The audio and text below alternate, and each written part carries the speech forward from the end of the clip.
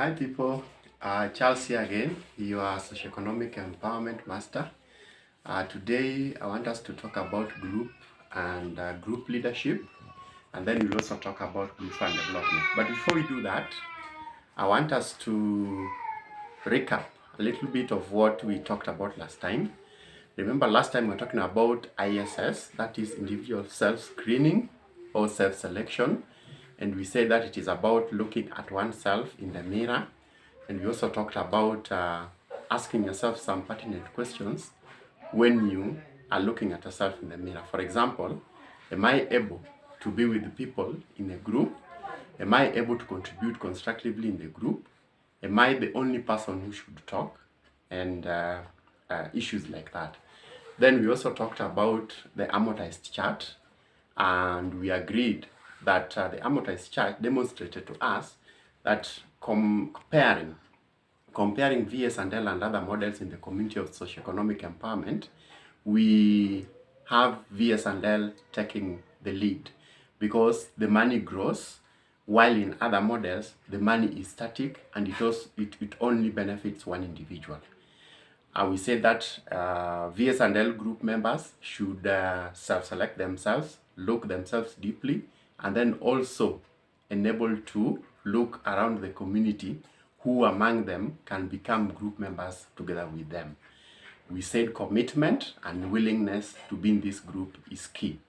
We also talked about trust of each other, patience of each other, and also we talked about agreeing to give out a certain amount of money in the group fund development. So today I want us to talk about group and group leadership. And what is a group? Basically, we are told that a group is a gathering of more than one person. And the moment it becomes a group and not a gathering, then it means that it is a group which is having more than one person, and those who come together with a common purpose and shared goal, and with a set of agreed upon rules and guidelines on how the individuals that make up the group will conduct themselves and interact with each other and the outside world. So the key points here are, it is more than one person, they have a common purpose, they have a shared goal, they have a set agreed rules upon which they will have to guide themselves with. And therefore a group has a clear leadership structure that comprises of members that are within that particular group. It is within the group that the members will identify who their leaders are. And who are these leaders? Largely, the leaders are always three. That is the chairperson, the treasurer, and the secretary. And going forward, we will know when we reach at the point of constitution writing, we'll know which roles are allocated each and every of these three group members who are now going to be the officials or the leaders of this particular group. Now, in group fund development, we ask ourselves again, why do people save? And in the community, mostly people save as a source of education. A kid is in school, they have been sent away because they are lacking a pen and a book, an exercise book, for example. So when they come home, you have somewhere to go and lay your hands on and then give them money to go and buy that book and a pen or a pencil. We also have that as a source of business. When times are tough, you go back to your saving and you only invest that saving in something constructive that will generate more money to enable the family members to do what? To continuously service themselves, for example, with food. And it can also be a source of money for rent. Your month has not gone well. You go back to your group, you borrow money, and then you use that to pay your rent. It can also be a source of funeral expenses. Remember, we are talking about an era of HIV and AIDS, era of other diseases. For example, now, largely coronavirus, which is killing so many people. It can also be a source of catering for your funeral expenses, giving the last respect. You go to your group, You borrow money, and the money that you saved to cater for your funeral expenses. It can also be a source of traveling. Yeah, source of money for traveling. You want to go to Nairobi, for example. You don't have money. You go back to your savings. You use that money to go and book a ticket to travel to Nairobi to go and meet your needs, or to go and do your obligations, meet your obligations.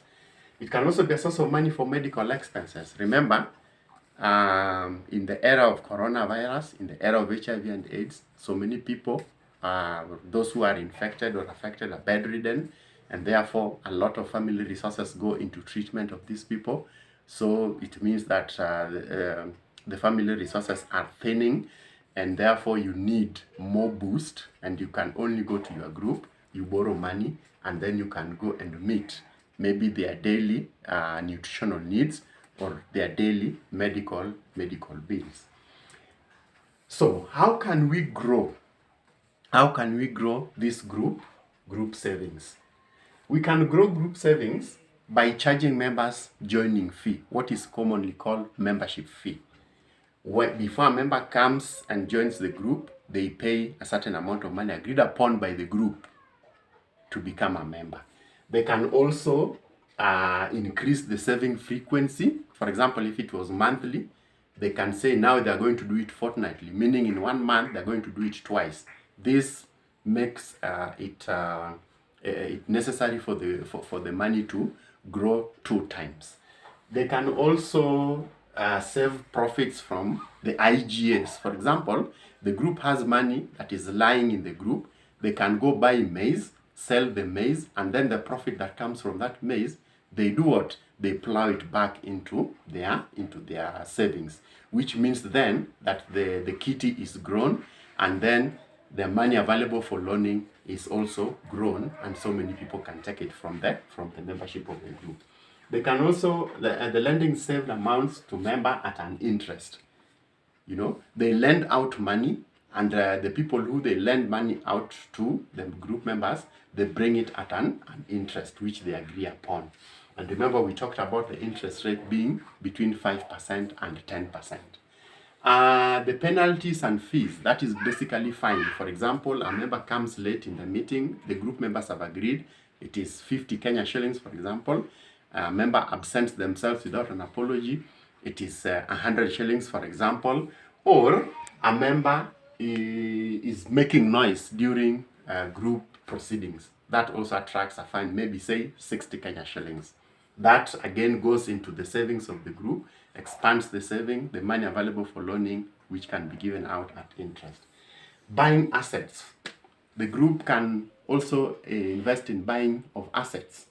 And buying of assets mean that you buy something that is low in price at that particular time, and you speculate that in, say, a month or 2, the money that you'll use when you'll gain when you sell it out will be higher. So, for example, you can buy maize at low price, for example, during harvesting season, and then you go and sell it during drought season when maize is now not available at a higher price, which generates money for the group. So those are some of the ways and means where you can grow the savings of the group.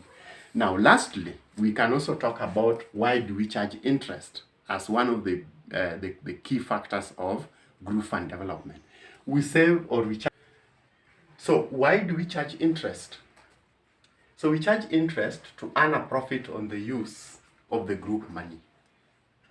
That is why we charge interest, for money for the group to grow. That is, you gain profit. We also charge interest to enable the group to motivate members. You know, we want members who take this money to be motivated to go and invest this money in ventures that bring out profit for them. You know, so that by the end of the day, they are able to use the money wisely to generate income and bring back to the group, to enable the group to grow its fund. We also charge interest to discourage borrowing without a purpose. Members who just want to borrow money for the sake of money being there. That also is a risky venture, because then they are not able to do what? They are not able to return this money at the required time, because they just borrowed it for what to do. For example, they just borrowed it to go have fun, which does not generate what? Does not generate money to bring back to the group. So it also increases the value of the group savings that may be overridden by inflation. Yeah, inflation is rife today. For example, in this pandemic era, inflation is rife, it is practical. So we charge interest, so that our money, that the book value of that money, when they return the money in the next meeting, then we are able to override issues to do with inflation.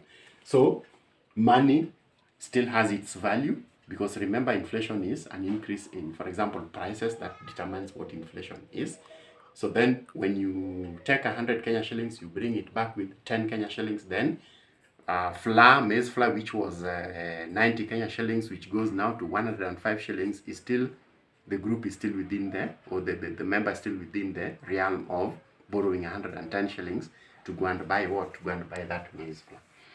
So lending is a business, and that is why interests are charged. So in this group, we are also in somewhat business. So we're also going to charge interest to enable it to finance houses do their businesses.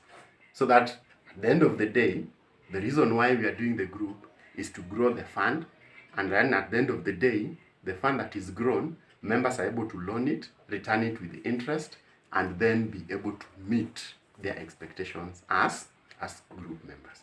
So folks, that is it for today. I want you to still continue sharing the video, continue liking it, and continue subscribing to this channel to enable us reach more and more people with this great idea of socioeconomic empowerment. Until another time, see you, enjoy. Bye.